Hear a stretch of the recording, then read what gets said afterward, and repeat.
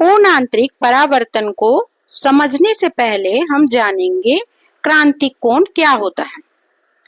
क्रांतिक कोण सघन माध्यम के उस अपतन कोण को जिसके संगत विरल माध्यम में अपवर्तन कोण का मान 90 के बराबर होता है, उसे क्रांतिक कोण कहते हैं। माने सघन माध्यम के उस अपतन कोण को जिसके संगत विरल माध्यम में अपवर्तन कोण का मान 90 के बराबर हो, उसे क्रांतिक कोण कहेंगे। इसे जब प्रकाश की किरण सघन माध्यम से विरल माध्यम में प्रवेश करती है और अपतन कोण का मान क्रांतिक कोण के मान से अधिक होता है, तो प्रकाश की किरण परावर्तन के नियमों का पालन करती हुई उसी माध्यम में परावर्तित हो जाती है। इस परिघटना को पूर्ण आंतरिक परावर्तन कहते हैं।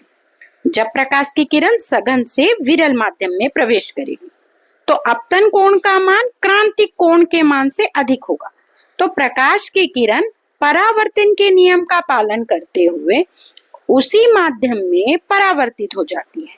इस परिघटना को पूर्ण आंतरिक परावर्तन कहते हैं और इस परिघटना को पूर्ण आंतरिक परावर्तन कहेंगे। और पूर्ण आंतरिक परावर्तन की क्या शर्तें हैं?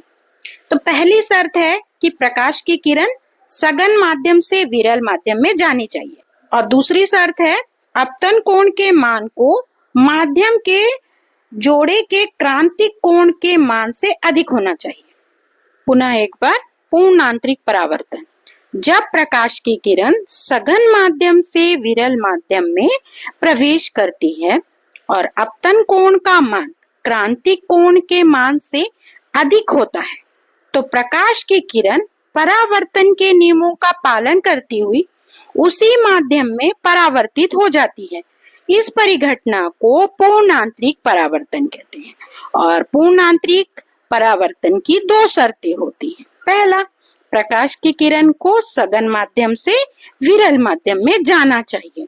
दूसरा, अपतन कोण के मान क्रांतिक कोण के मान से अधिक होना चाहिए।